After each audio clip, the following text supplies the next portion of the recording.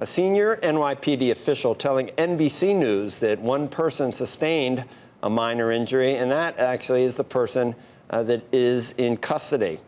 So joining us now on the Squawk Newsline, former NYPD detective Gil Alba, and we're here at the NASDAQ, Detective Alba, and we've got like a little satellite office of the NYPD, and on any day, any given day, even when we get in here at 5 a.m. or 5:15 a.m., there's a very large police presence where we are.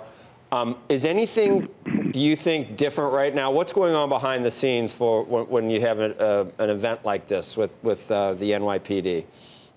Well, I could just tell you by looking at just watching the NYPD and the fire department and the demeanor of both of them, the police officers who were there and the fire department, that they are relaxed. And I think this incident is, the good news is I think this incident is over with, meaning the incident that I don't think anything else is going to come from this. I don't think there's going to be some other kind of bombings in the subway system or anything else. I think this is totally controlled. So I think that's the good news. And first of all, you got to believe this is 42nd 8th Avenue, right in the middle of New York City during the rush hour on a Monday when everything is going moving, and people are coming from New Jersey, from Connecticut, from basically all over. So I think as New York City, they're kind of used to this, and I would surmise that in about 2 hours the incident would be cleaned up and things would be normal, back to normal.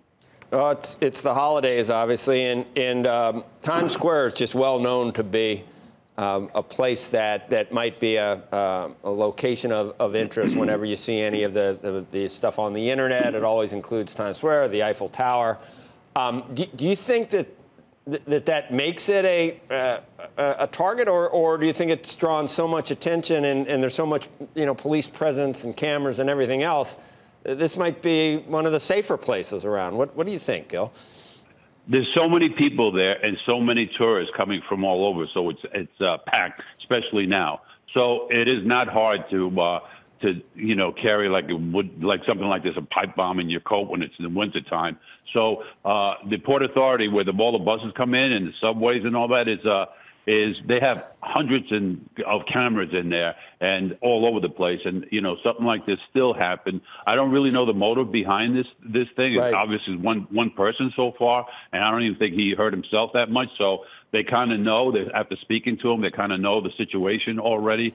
So anything could happen. And, being in New York, my wife took the train down there, is working down on 47th Street. So, nervous about everything, but we're always aware of something could happen right away. In New York City, we're always aware. However, after something happens, it goes right back to being normal. And we're kind of used to this, but as long as nobody gets hurt, nobody gets killed, or, the response is so quick in NYPD and so used to it that it's not, the police don't only respond to one place. They look at everything in the city and where else this could happen. And, we're talking about the services in New York City, which is the fire department, first responders and all that, which is a lot. Then you have the FBI and other units. So New York City, I mean, let's hope it's safe, but this time of, year and what's going on in the world, I mean, we all have to be aware. And New York City, let's face it, it is a target because people, in one corner, there's hundreds of people. So we always have to be aware.